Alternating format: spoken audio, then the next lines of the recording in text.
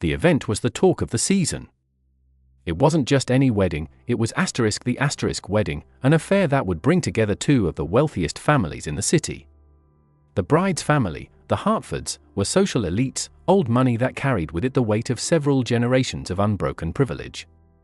Their name was synonymous with power and influence, with business ventures that spanned across industries, from luxury real estate to high fashion. But as with any story that involves wealth and status, there was a twist, a wrinkle in the fabric of perfection the Hartfords had so carefully curated. The twist was the groom. There were whispers, no, louder than that, there were smirks and raised eyebrows. Because, in the eyes of the elite, he was an outsider. A man who didn't belong. Not in their world, anyway. Daniel, that's what the murmurs often referred to him as, dismissively, like a footnote in a novel where the main characters were always someone else. Daniel didn't come from wealth, didn't carry the pedigree that the Hartfords or their circle considered essential. He was, in their eyes, a nobody. It all started months before, when Charlotte Hartford had first introduced Daniel to her parents. The initial reactions had been restrained, polite, but with that unmistakable edge of cold civility. Charlotte, stunningly beautiful and impeccably poised, was the apple of her parents' eyes. She had been raised to marry into wealth, to make a match that would not just satisfy her heart but also enhance the family's status. And yet, to their bewilderment, she had fallen for Daniel, a man with no fortune, no prestigious last name, and certainly no connections to the high society they were so entrenched in. The first dinner was an uncomfortable affair. Daniel had dressed as best he could, a sharp suit that, though presentable, lacked the effortless elegance of custom tailoring. He had arrived with flowers for Mrs. Hartford and a firm handshake for Mr. Hartford. Yet, from the moment he sat down at the long, polished dining table, he could feel the unspoken tension in the air. The Hartfords exchanged brief glances, thin smiles, and overly formal greetings. Mrs. Hartford's eyes drifted over his attire, lingering on the slightly worn edges of his cuff. Mr. Hartford's questions about his career were more like polite interrogations, each one designed to highlight what Daniel wasn't, not a corporate titan, not a legacy child of some Ivy League dynasty, not a potential partner in the grand game of high society alliances. So, Daniel, Mr. Hartford had said, cutting into his steak with surgical precision, what exactly is it that you do? Daniel, maintaining his calm, explained his work. He wasn't a millionaire, he worked as a project manager at a mid-sized company, overseeing community outreach initiatives. His job didn't involve private jets, luxury estates, or boardroom power plays, but he was proud of it. He worked with people, real people, and made an impact on the ground level. But this didn't translate well at the Hartford dinner table. Mr. Hartford had muttered, his tone laced with disinterest. That's noble work. Noble. The word hung in the air, an elegant dismissal. Mrs. Hartford had smiled slightly, though her eyes remained distant, as though she was already contemplating how she would explain this mismatch to her friends at the country club. As the evening wore on, Charlotte tried to bridge the gap, talking about how happy Daniel made her, but the atmosphere remained stiff. That was the beginning of the uncomfortable journey that led to the grand event, the engagement party. Daniel, though always polite and gracious, could sense the growing tension between him and Charlotte's family. It wasn't just them, either. The entire social circle around the Hartford seemed to buzz with the same underlying question, what did she see in him? The engagement party, set in the sprawling gardens of the Hartford estate, was a lavish affair. Twinkling fairy lights hung from towering trees, casting a warm, golden glow over the manicured lawns. There were musicians playing classical tunes, waiters in white gloves carrying trays of champagne, and guests dressed in designer gowns and tuxedos that probably cost more than most people's cars. Daniel felt out of place the moment he arrived. It wasn't that he didn't belong there because of his upbringing or background, it was the palpable sense of judgment from everyone around him. He could feel their eyes on him, the whispers that weren't even that subtle. Every time he moved through the crowd with Charlotte by his side, people would greet her warmly, but their smiles would falter slightly when they turned to him. That's him. Daniel heard one woman murmur to her friend, both hiding their smirks behind their glasses of champagne. I thought she'd have better taste. Charlotte, ever the diplomat, tried to shield Daniel from the worst of it, but even she couldn't silence the cacophony of gossip. The comments were relentless, often masked with feigned politeness but dripping with disdain. They would ask him about his background, his career, but it wasn't out of genuine interest, it was to highlight how different he was from them. Oh, a project manager? That must be fulfilling, one of Charlotte's cousins had said, her tone sweet but condescending. Daniel had smiled through it all.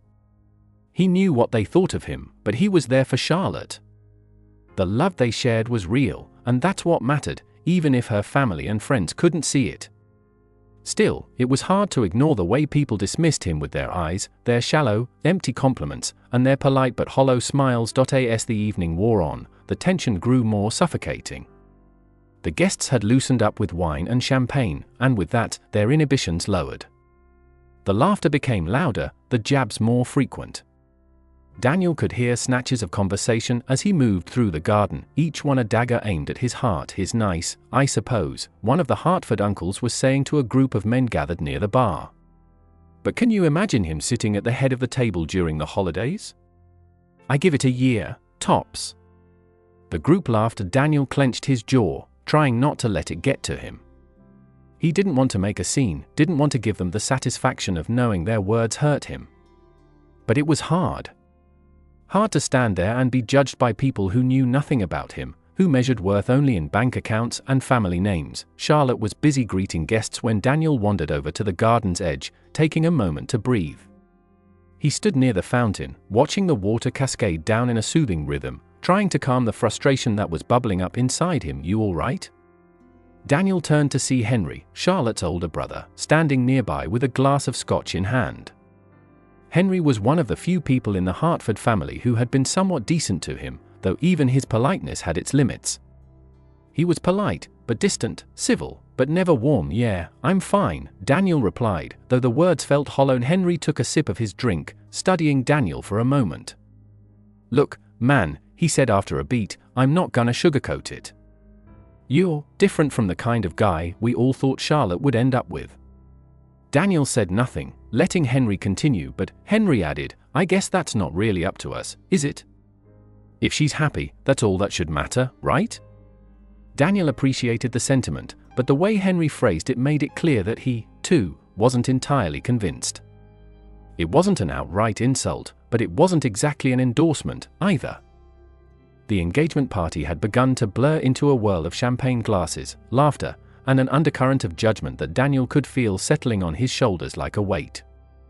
It wasn't just one or two isolated comments, it was the collective energy of an entire group of people who believed they were better than him. They didn't even need to say it outright anymore. Their glances, their smirks, and the way their voices dropped in pitch when they spoke about him said more than words ever could. Despite the discomfort, Daniel remained by Charlotte's side, doing his best to engage with her family, trying to fit in, even though every interaction felt like walking on eggshells. He wanted this to work, not just because he loved Charlotte, but because he knew that if he failed tonight, it would confirm everything her family believed about him. The stakes felt impossibly high, but Charlotte's mother, Eleanor Hartford, had a way of making it all feel even more personal. Every time she opened her mouth, there was a subtle, cutting edge to her words, wrapped up in the silk of politeness, but underneath, they were as sharp as glass. So, Daniel, she said during a particularly tense moment, her perfectly manicured fingers curling around the stem of her wine glass. Charlotte tells me you have an interesting job. Working with community projects, is it? That must be very fulfilling, even if it doesn't pay all that well. Her smile was thin, her eyes watching him closely, as if she were dissecting him, searching for a flaw. The other guests at the table fell silent, waiting for his response, and Daniel could feel the collective gaze of the room turning toward him, like a spotlight shining uncomfortably bright. Yes, it is fulfilling, Daniel replied, keeping his tone even, though he could feel the tension building in his chest. I'm proud of the work I do. It may not be the most glamorous, but it makes a difference. Mrs. Hartford tilted her head slightly, her smile never reaching her eyes. Oh, I'm sure it does. But, you know, Charlotte has always been accustomed to a certain lifestyle. I suppose it will be an adjustment for her. There it was. The implication, thinly veiled as concern, that Daniel could never provide for Charlotte in the way the Hartfords had. That he would always be lacking in the one thing they deemed most important, wealth.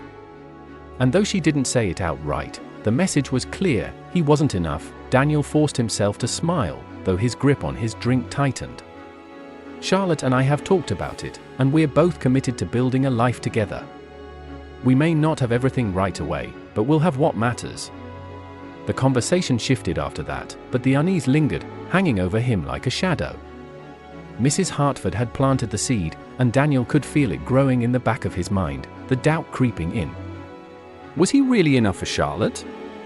Could he give her the life she deserved, the life she was used to? He glanced over at Charlotte, who was laughing with a group of friends near the grand fountain in the garden. She was radiant, her laughter carrying through the warm evening air like music. She looked so at ease, so perfectly at home in this world of wealth and privilege. And he couldn't help but wonder, was she really ready to leave all of this behind for him? Or would she, one day, come to resent him for it? As the evening wore on, the comments from her family became less subtle. The more they drank, the more emboldened they became, their true feelings bubbling to the surface. "Tell me, Daniel," one of Charlotte's uncles said, slurring his words slightly as he poured himself another drink. "How do you plan on affording a honeymoon? Or a house? Charlotte's got expensive taste, you know." A few people nearby chuckled, and Daniel felt his cheeks flush with heat. He wasn't sure whether it was anger or embarrassment, but it gnawed at him, making it harder to maintain his composure. "We're figuring it out," Daniel replied, keeping his voice calm, though his jaw clenched slightly. "We'll make it work, just like any other couple." The uncle gave a loud laugh, clapping Daniel on the back with a force that made him stumble slightly. "Well, you're a braver man than I am, that's for sure. Marrying into this family? You're in for a wild ride, my friend." More laughter followed, and Daniel forced a tight-lipped smile. But the weight of their words was pressing down on him more and more with each passing minute. It wasn't just the fact that they didn't think he was good enough for Charlotte, it was that they didn't believe he ever could be, and the worst part was, he could feel that doubt creeping into his own thoughts. For the first time, he found himself questioning whether they were right. Later in the evening, when Charlotte was whisked away by her mother for a private chat, Daniel found himself standing alone near the edge of the garden, trying to catch his breath. The laughter, the whispers, the constant, underlying sense of judgment, it was all starting to feel overwhelming. He leaned against one of the marble pillars near the fountain, staring into the night sky, trying to center himself.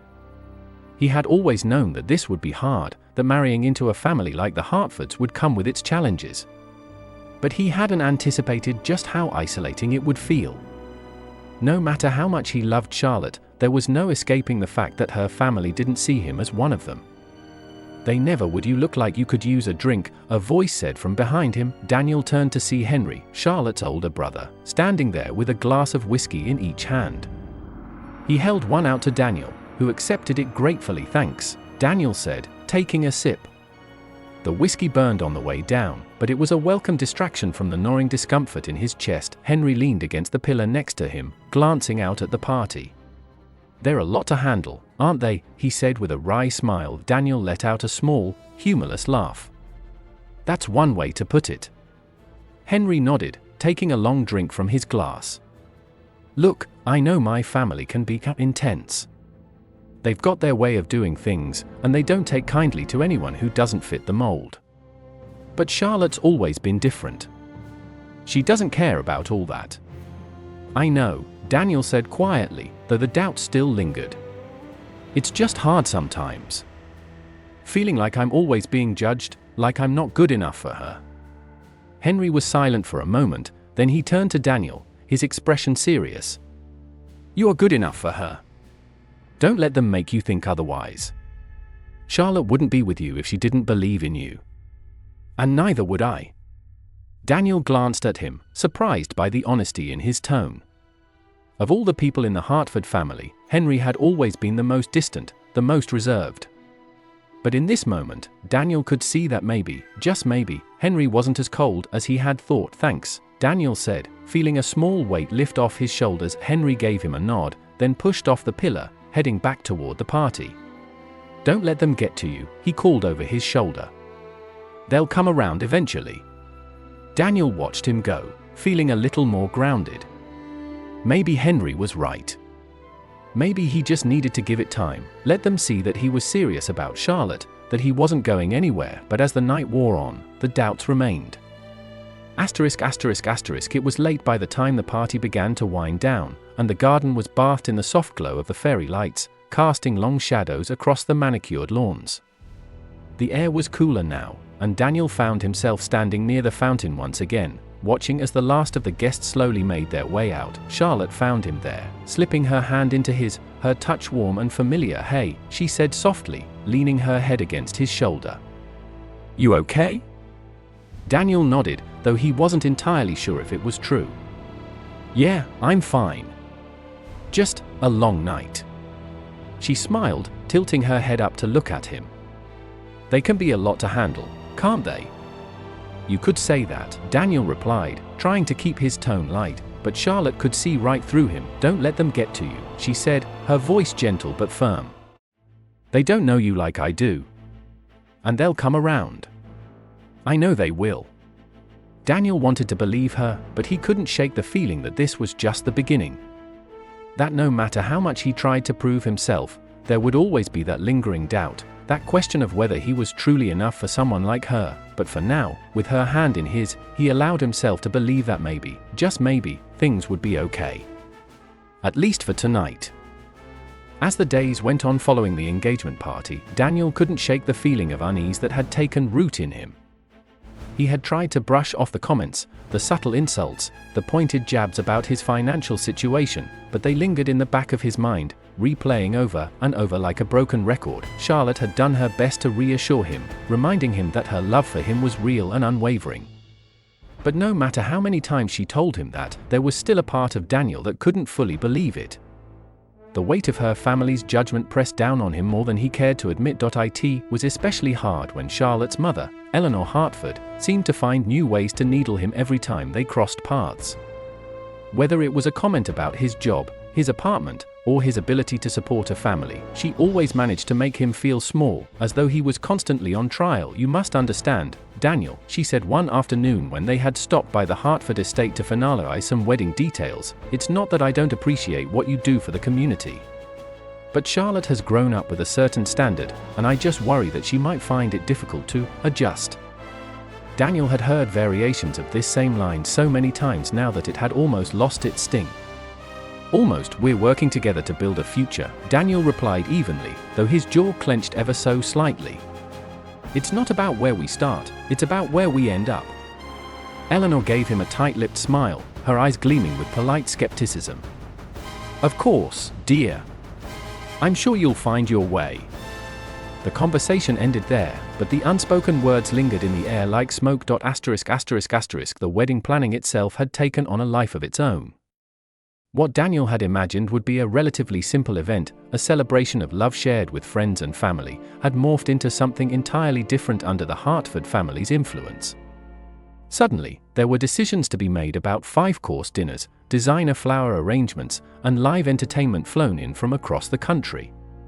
It was all a world Daniel had never been a part of, and as the weeks went by, he began to feel like he was drowning in it. Charlotte, for her part, tried to maintain a balance between the extravagance of her family's expectations and Daniel's desire for something more grounded. But even she seemed to be swept up in the whirlwind of her mother's planning. "I know it's a lot," she said one evening as they sat on the couch in their small apartment, surrounded by wedding magazines and brochures. "But just think about how beautiful it's going to be. I want this to be perfect for us." Daniel leaned back, running a hand through his hair. "I get that, Char. I do. But sometimes it feels like this isn't even about us anymore. It's like your family's planning this for themselves, not for us." Charlotte sighed, resting her head on his shoulder. "I know it feels that way. But once the wedding is over, it'll just be us. We won't have to deal with all of this anymore." He wanted to believe her. He wanted to believe that once the wedding was behind them, everything would settle down and they could go back to focusing on their future together. But there was a nagging voice in the back of his mind that kept reminding him that the Hartford family wasn't going anywhere. And as much as he loved Charlotte, he couldn't ignore the fact that marrying her meant marrying into everything that came with her. The tension reached a boiling point about a month before the wedding, when Daniel received an unexpected phone call from Charlotte's father, Robert Hartford.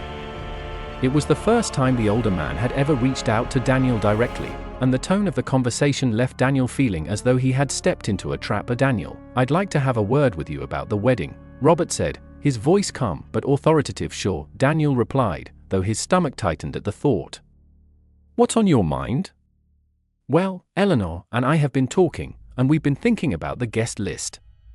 You see, the original plan was to keep things relatively intimate, but given our connections and the significance of this event, we believe it's important to expand the guest list to include a number of our business associates.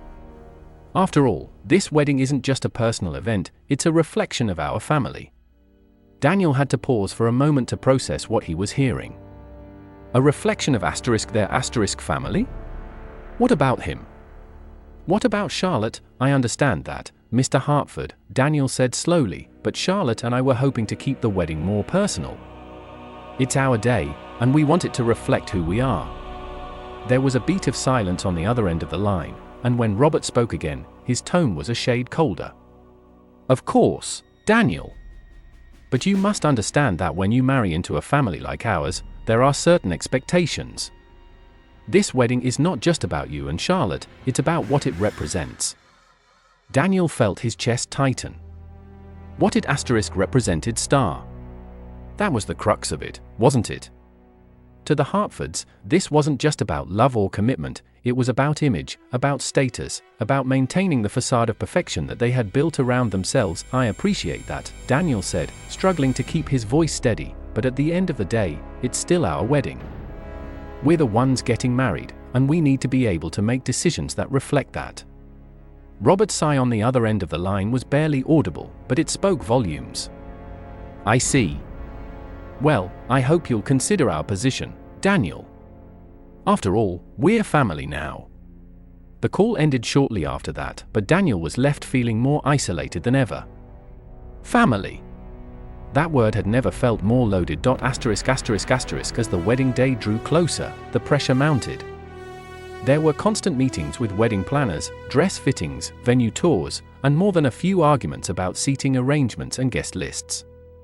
Each time Daniel tried to voice his concerns, he was met with resistance, either from Charlotte, who was caught in the middle, or from her parents, who insisted that everything they were doing was in the best interest of the couple. Daniel tried to keep his frustrations to himself, but it wasn't easy.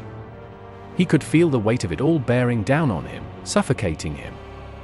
The wedding, which was supposed to be a celebration of their love, was becoming a battleground, and Daniel was beginning to wonder if he could survive it. One evening, after yet another heated conversation about the wedding budget, Daniel found himself pacing in the living room, his mind racing with thoughts he didn't want to admit. Was this really what he wanted? Could he handle a lifetime of being second-guessed, judged, and dismissed by Charlotte's family? And more importantly, could he do it without losing himself in the process? Charlotte entered the room, her expression softening when she saw the tension in his face. She walked over to him, gently placing her hands on his shoulders. "Hey," she said quietly, "what's going on? You've been so distant lately." Daniel exhaled, running a hand through his hair. "It's just everything. The wedding, your family, the pressure. I feel like I'm drowning, Charlotte. I don't even know if this wedding is about us anymore." Her eyes softened, and she wrapped her arms around him, pulling him close. "I know it's been hard," she whispered. "But we're in this together. Once the wedding is over, it'll just be you and me. I promise." Daniel wanted to believe her. He wanted to believe that once the wedding was behind them, things would go back to normal. But a part of him couldn't help but wonder, was this just the beginning of a much larger battle? And if so, how much more could he take? The turning point came 2 weeks before the wedding, during what was supposed to be a routine meeting with the wedding planner. Daniel had been feeling increasingly anxious about the direction everything was going, and when he arrived at the Hartford estate that afternoon, he was already on edge. The meeting itself was a blur of details, centerpieces, music selections, seating charts, but it all came to a head when Eleanor made yet another offhand comment about the cost of the wedding. Daniel," she said with a thin smile, "weddings like these don't come cheap. I hope you're prepared to contribute." It was the final straw. Daniel stood up, his hands trembling with frustration. "You know what? I'm done. I'm done being treated like I don't belong here. This wedding has become something I don't even recognize anymore. It's not about us, it's about you. And I can't do it anymore." The room fell silent, and all eyes turned to Daniel. Eleanor's expression remained unreadable, but Charlotte looked shocked, her eyes wide with confusion. "Daniel," she said softly, "what are you talking about?" He turned to her, his voice thick with emotion. "I'm talking about the fact that this isn't what I signed up for, Charlotte. I love you, but I can't keep pretending that everything's okay when it's not. Your family, they don't respect me. They don't see me as an equal. And I can't spend the rest of my life trying to prove myself to people who will never see me for who I am." Charlotte's face fell, and for a moment, Daniel thought he saw something in her eyes, a flicker of understanding, of recognition. But just as quickly, it was gone, replaced by the familiar mask of composure she had learned from her mother. The silence stretched on, heavy and oppressive, until finally, Eleanor spoke. "Well," she said with a small, icy smile, "I suppose we'll have to find another solution." Daniel didn't stay to hear what that solution was. He walked out of the room, out of the house, and for the first time in weeks, he felt like he could breathe again. Daniel's departure from the Hartford estate left an unmistakable void, one that rippled through every aspect of the wedding preparations. The weeks that followed were tumultuous, filled with uncertainty and an unspoken tension between him and Charlotte. They barely spoke at first, and when they did, it was strained, as if every word was walking a tightrope between reconciliation and irrevocable separation. Despite everything, Daniel still loved Charlotte deeply. His frustrations were not rooted in their relationship, but in the external pressures that had nearly broken him. He could still recall the bitter taste of those final moments at the Hartford estate, where Eleanor had made it crystal clear that he was never truly welcome. He had left, believing it was the right decision, but in the days that followed, the weight of that choice began to settle on his shoulders. Charlotte, on the other hand, was left reeling. For the first time in her life, she had seen her family through Daniel's eyes. She couldn't deny that her mother had a way of belittling him, that her father viewed the wedding more as a business opportunity than a celebration of love. Yet, reconciling those truths with the family she had idolized for so long was hard.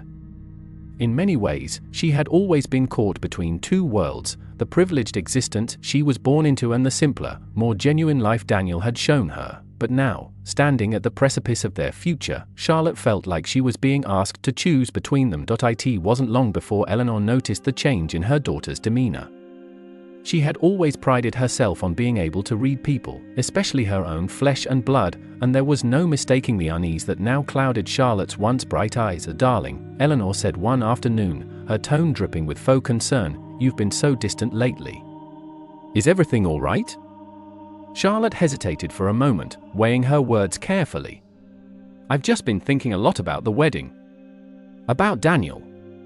Eleanor's smile tightened, but she maintained her air of calm composure. "Ah, yes. Daniel. I hope you're not letting his little outburst affect your decision, dear. Weddings can be stressful, and sometimes people say things they don't mean." "It's not just about that," Charlotte replied, her voice wavering slightly. "He has a point, Mom. This wedding, it's turned into something else. Something neither of us wanted." Eleanor's expression remained neutral, though her eyes betrayed a hint of annoyance. "What are you saying, Charlotte? That you're reconsidering the wedding?" Charlotte shook her head, but there was a heaviness in her chest. "No, I'm not saying that. I love Daniel. I want to marry him. But I can't help feeling like we've lost sight of what this is supposed to be about. And he feels that too." Eleanor's smile faltered, and for a brief moment, her true feelings slipped through the cracks of her polished exterior. "Darling, I understand that you're under a lot of pressure. But you must remember that this wedding is not just about you and Daniel. It's about the family. It's about tradition. These things matter." Charlotte stared at her mother, the words echoing in her mind. "It's about the family. But what about her? What about Daniel? What about the love they had fought so hard to protect in the face of all this? I know they matter to you, Charlotte said quietly, but they don't matter to me. Not like this. For the first time in her life, Charlotte saw something shift in her mother's eyes, an unfamiliar look of fear, of uncertainty. It was fleeting, but it was there, and it made Charlotte realize that maybe, just maybe, her mother didn't have all the answers after all. The days leading up to the wedding were tense. Charlotte and Daniel hadn't fully resolved their issues, but they were trying. Every conversation felt like a negotiation, each of them walking a fine line between compromise and standing their ground.